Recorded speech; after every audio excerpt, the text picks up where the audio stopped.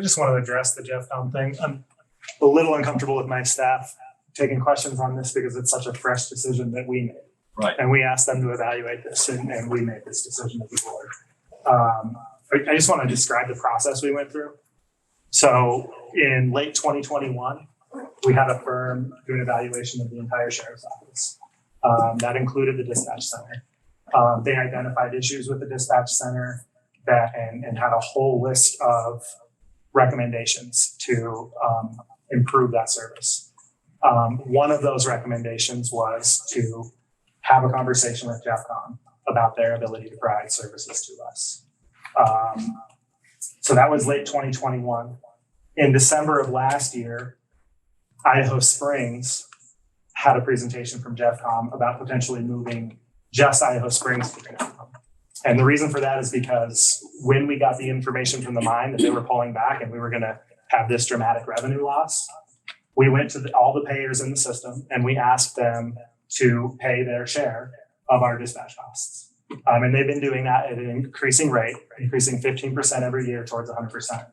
And what that's been doing to the municipalities' budgets is nothing short of breaking them. What the police chief in Idaho Springs said was that because of the costs for dispatch, they weren't able to get the equipment to their law enforcement that they need. It was impacting their ability to hire law enforcement and equip law enforcement in a way that they could be safe. And by the way, a problem with our sheriff's office that was noted in KRW is we only have 2 patrollers on patrol sometimes. So that's a problem that we have here too. So in 2021, last year, Idaho Springs had that presentation. We sat in and watched that presentation as well. I left it fairly impressed with JeffCom and what they were able to offer. Idaho Springs was impressed too. They sent a letter to us in January saying that at the beginning of next year, they'll no longer be participating in our dispatch service. So did the town of Empire. And so as a community of emergency first responders, we knew we had a problem to solve. And we asked our staff to evaluate a move to JeffCom. When this idea was first brought to me, I had the same reaction that I'm hearing from a whole lot of people. And over the years, and especially over this last year, we've had an opportunity to ask every one of these questions that have come up of JeffCom. Yesterday, we spent 4.5 hours debating this. We invited every municipality, the fire authority, EMS, every first responder to participate in that, ask their questions of JeffCom. I encourage anybody to watch that video. It's online. It's 4.5 hours, so pack a lunch. I thought it was more than 4.5. Maybe it's 5. Maybe it's 5. Memories get better as you go through time. So those questions about do they know our geography? Are they going to pick up the phone? What are their response times? Were answered to my satisfaction. What I believe is that JeffCom can provide a better service than we can provide ourselves. Oftentimes that dispatch center has 1 or 2 people there. And something that's really worried me my entire time in office is what happens not if, but when we have a major crisis that overwhelms that service, right? Then we're patching over to somebody else that knows nothing about us.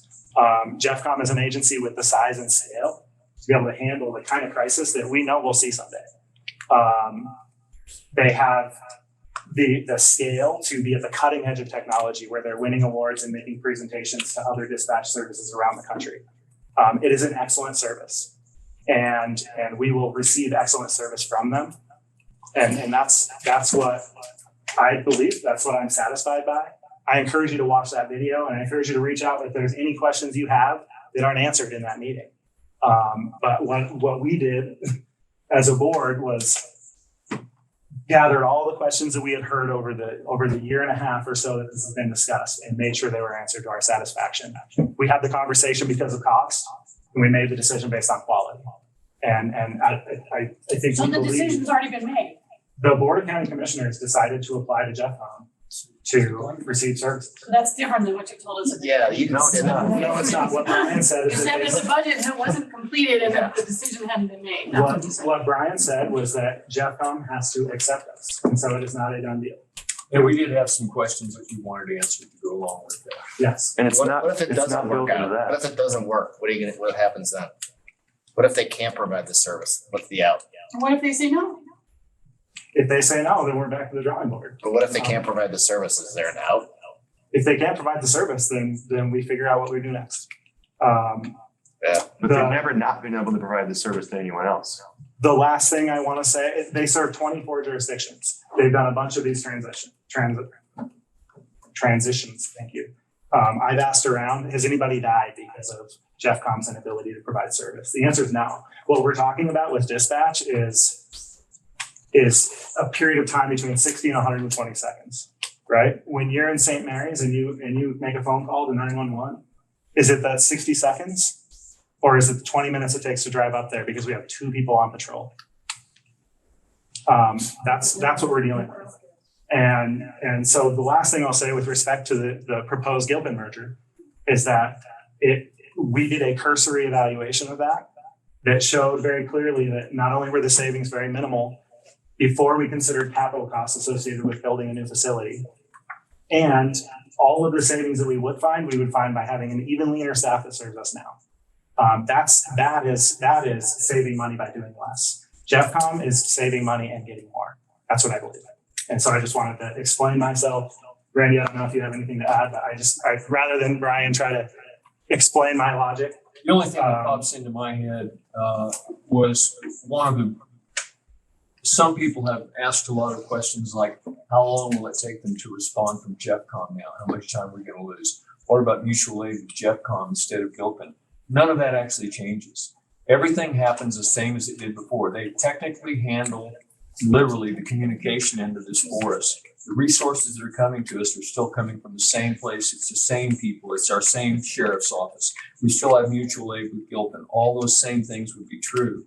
And the other thing we learned from the consultants and talking to multiple agencies was that more often than not, when there's a problem with the address and they're having trouble finding it, it's because of the communication at the outset on the user end, when people are scared and they're making calls and they're having a hard time getting the address right, telling you exactly where they are so that you can understand. That can happen whether it's our own dispatch or whether it's JeffCom or anybody else. And that's the main thing, is to try to remain calm on the line with people and get the best information out of them until you're sure you've got the right address in the right directions. And so I personally, everything George just said from my perspective is true in what I saw. I was skeptical at first too and worried about it.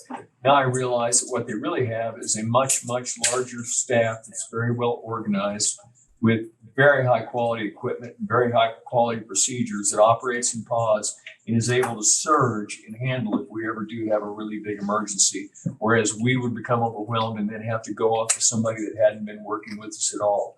This way, we have somebody working with us that has a huge staff and is able to surge over to other personnel that aren't busy at that time because they're not having a crisis in another location, so they can surge people in to handle the increase in the number of calls. And we realize that's the real savings. Is one day, if you overlay the East Troublesome Fire over this area and centered on this area, you get something that goes from the other side of the Continental Divide to into West Denver. If you just take that graphic and lay it there, the size of that fire, and all the way from up by Netherland to down by Park County. It was such a monstrous thing that happened. Something like that, ever even remotely close to that, happens here, we're going to need the ability to communicate better than what we've got right now. And we believe that JeffCom can give us that. And the last thing I'll share, one of the things that we learned during this process is that we have staffing problems in our center that are more acute than what JeffCom has. We have 7 people on that team to be there and answer the phone 24/7. 7 people. We are very lean. It is not a good situation. And we can do better by moving to JeffCom. Other questions? Sir, What is, you said that meeting is online, how would we access that?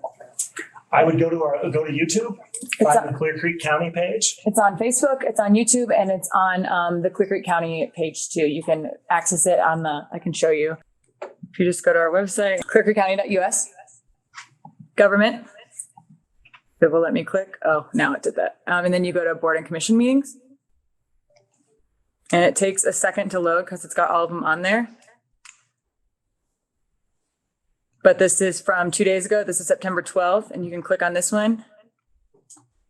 And it will, so this is the link to our YouTube of it, but you can watch it right here.